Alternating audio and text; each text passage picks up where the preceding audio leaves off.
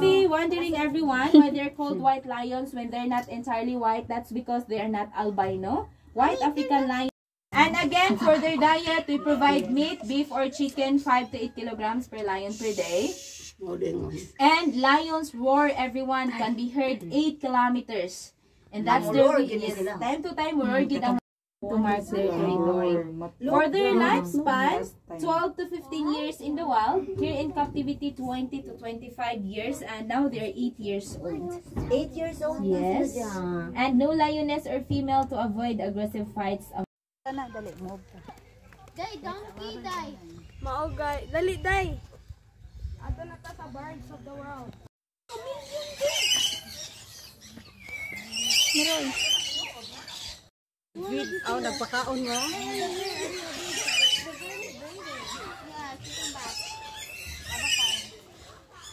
Maligo. Maligo din.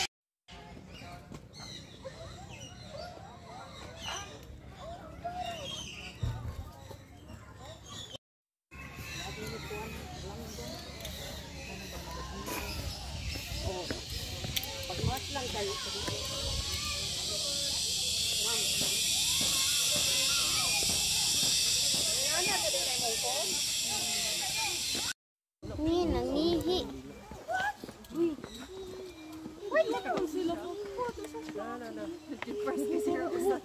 Oh. Looks like models. Nagibatik man. English only. Ay, nag-relocate.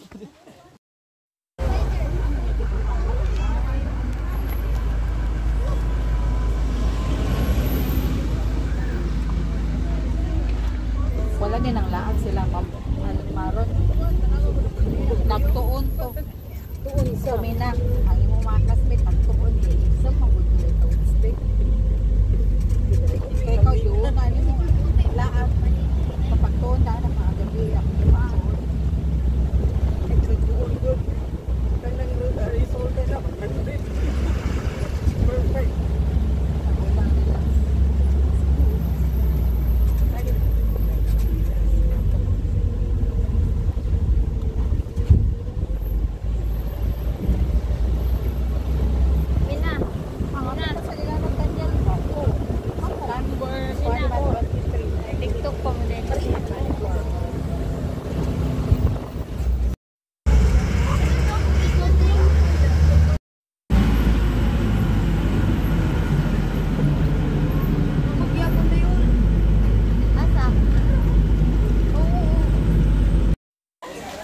Dive lang? Ay, nangaligo na. Nilayat na tao. Ikuus ka. Nung na-doon tao, parabahan. What if bumulayat na siya dari? Taas kayong layat. Away na ron. Sugal na ron.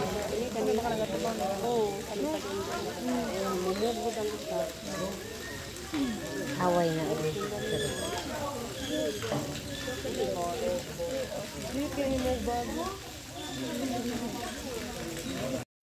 Waka ka bang gawin dito? Nagkatakas, tina dito. Asa ba?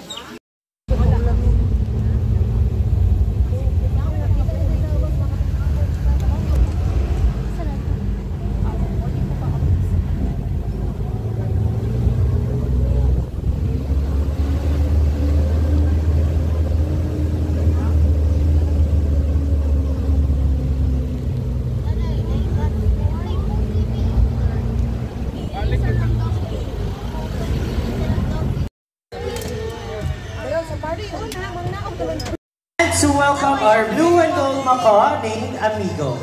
So Amigo originates in South America but inhabits in the rainforest of Brazil. As he is a very responsible bird, he loves to see his environment clean. So come on up, Amigo.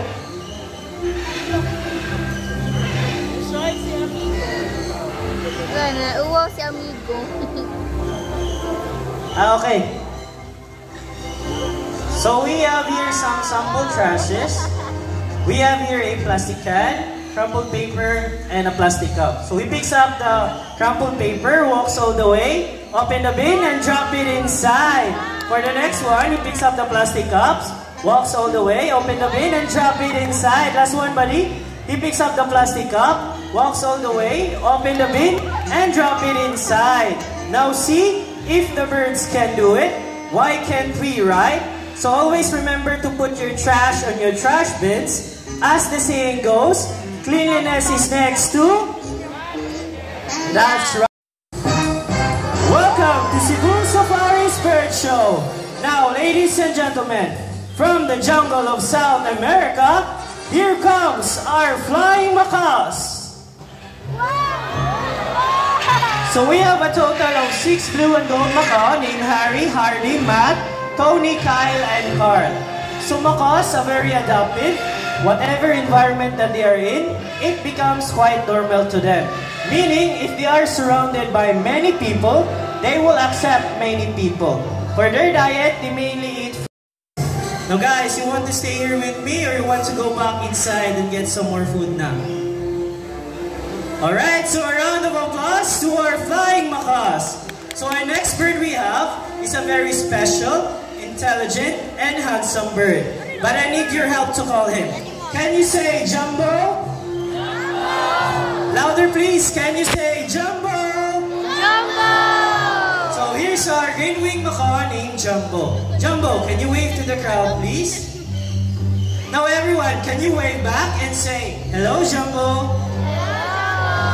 So macaws have very long tails and feathers that can grow up from 3 feet from its head to tail, with a tail that roughly extends up to 2 feet. Now I'm going to show you his beautiful tail. Can you turn around, buddy?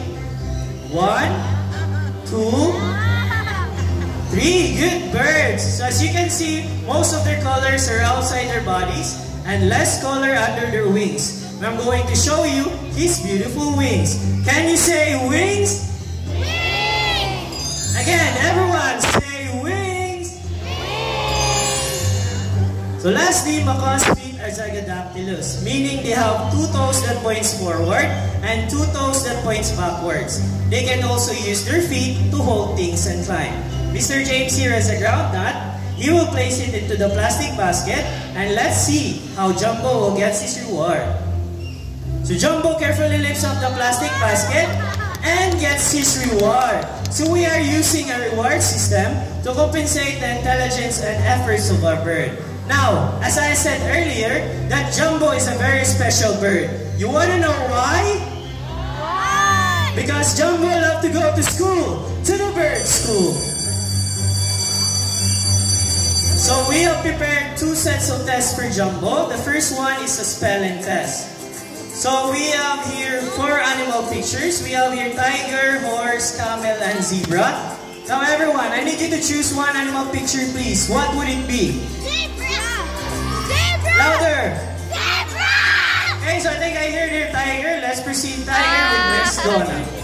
So while Mr. Romney is arranging the jumbled letters, let's proceed to Mr. James to ask questions about Jumbo. So hi Mr. James, how are you today? I'm good. Oh, that's good to hear. So my question, Mr. James, where did Jumbo originally come from? South America. Wow, South America. But he loves to stay here in the Philippines, right? Yes. Okay, so I think we're all set and ready. So let's see how Jumbo can spell the tiger word correctly. So first letter, buddy. He picks up the letter T, and for the second letter, he picks up the letter I for the third one, buddy. Okay, take your time. Still busy eating.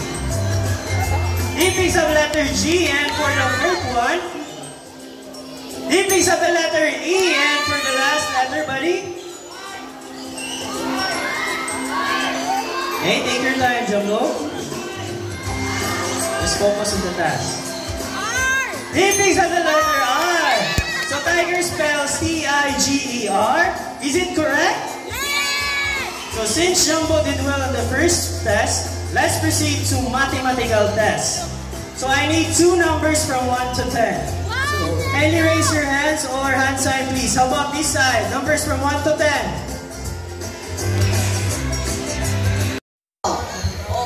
start photo start first. Cut!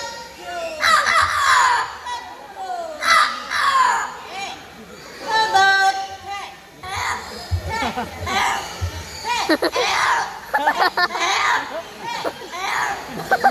Rudy, can you bark? Okay, telephone.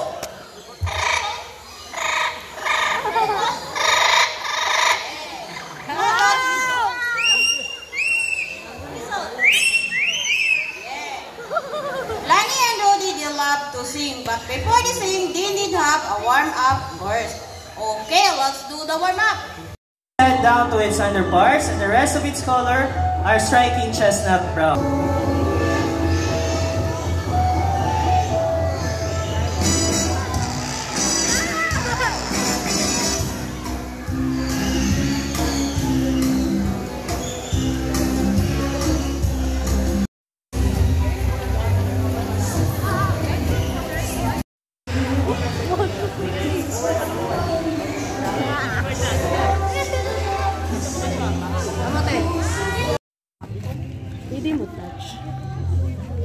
Ay, di mo pwede.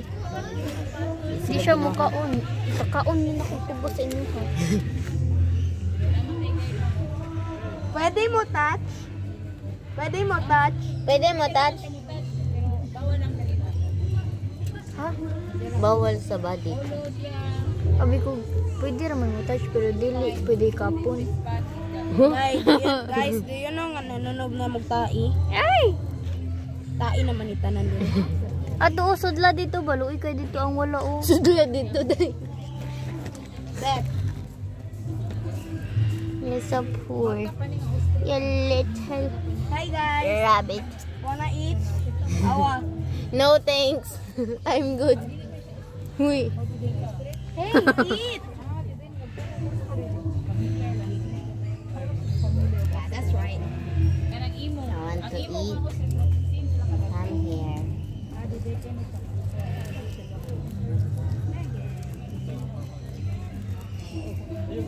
Ala. Ini tais. Ala. No, I heard Mina! Wow! Look at to, kay red ugmat to. Koan, all of us are dead. Hello, little bunny. Kinsay wa. Kaya siya. Kana o! Luwi kayo! Kana ba? Nagsigira na ginuktok sa kilid. Tagay tabi. Gay ko be. Dapat ka nang pinakataas. Kana lang katay. Gay ko day. Where are you? Asa mo tong puti? Tagay ang puti. Eat. Mina ang white. Mina tagay. Mina. White. Mina. Ngano makawi arte kay kang dakuan ka. Uy, hangul ni mo. Pahawa ko sa pananaw. Wala, nag-stand up na siya. Hello, di ikaw. Tapos kasi sila kukuno niya. Nasamad pa dyan. Samad kay tungod kita.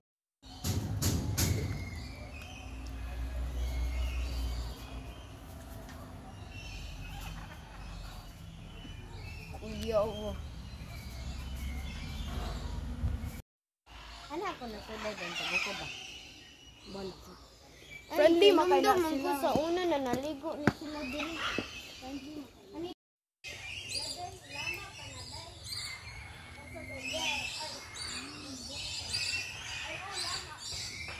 Hihilak mo na. Pag-stretching. Mag-iyot-iyot biya na sila. Murag tao. Puang. Kuya mo dyan.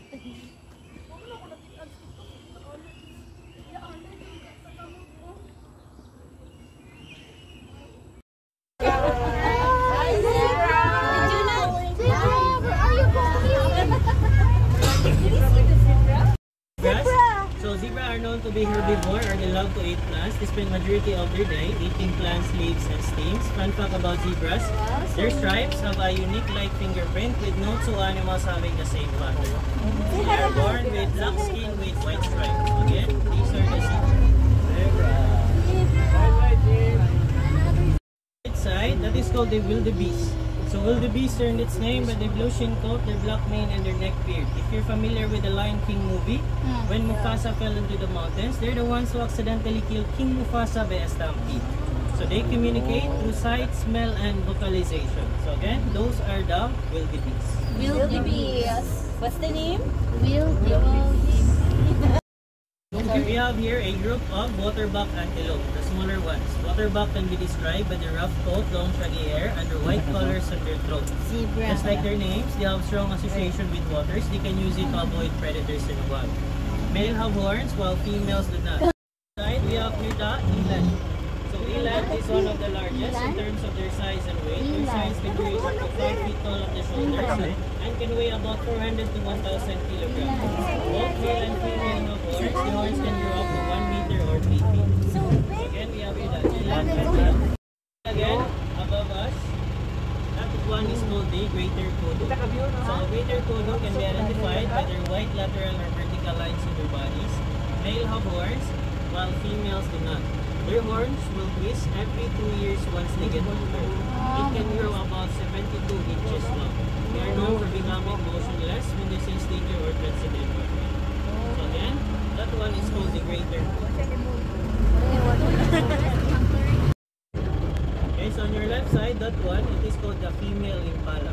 Impala, known as the incredible runners and jumpers of savanna, they can run about 90 kilometers per hour. They're the fastest antelope, and they can jump about 3 meters high and can cover distances about 12 meters. Male have horns, while females do not. They're also called as the red antelopes in the wild. And that one is called the impala. Side, that one is called the gemsbok or the oryx gazelle. They can be recognized by the impressive long horns. It can grow up to 85 centimeters or 33 inches long. They can use their long horns as a defense mechanism in the wild. They are called as the king of the Kalahari Desert. It's because that animal can survive without drinking water just by getting moisture from the plants they eat. So again, that is called the gemsbok or the oryx gazelle.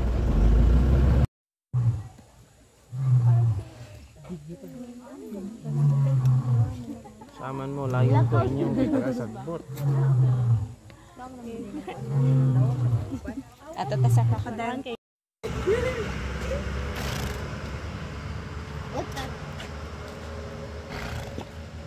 Lubot nila oh. Ngay, bati man ang Masakyan ni siya. basta sakyon. Pwede na masakay ha. Dili ha.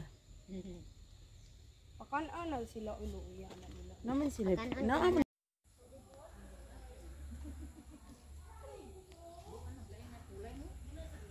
Sa ubang planet, ilan ni itik alien.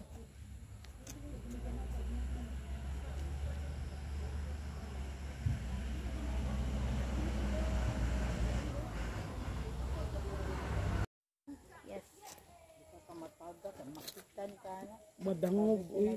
Kuya, uwi kay na sila mag-away ma. Okay, ilang ibaligtas silang liog. Sila na nung duha mamatay.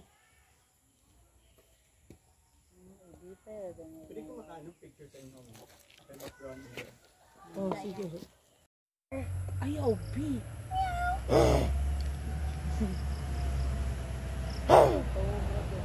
Labay ba to bi?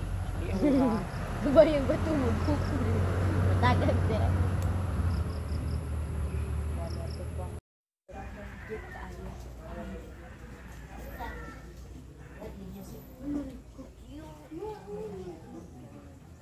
Little meerkats. Hi, meerkat. Uy, mura man kasi queen. B. Meerkat. Merkan. Kamu maak na no. B.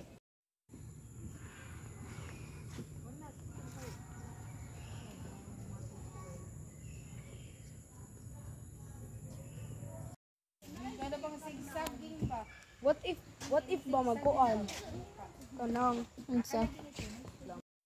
kadira. Hindi trabaho ubos na.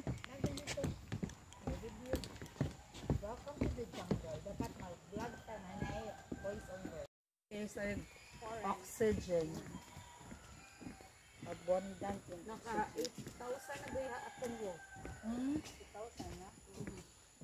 Ay, mag-check na ilili. Wala, lagi na. Miss, please, na kung ako, ma. Ako na ko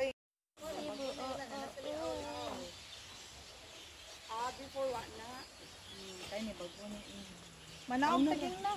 Maray mo ganahan. Tiklit ako dito. Tinunod yung guard. Tiklit awa. Di, ikaw din. Hi. Sama tayo na Wala. Oh, ayun yung dikit-kit akong kuhan.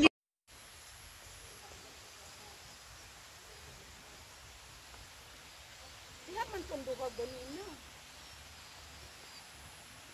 Kapoy na. Bugna na ilang.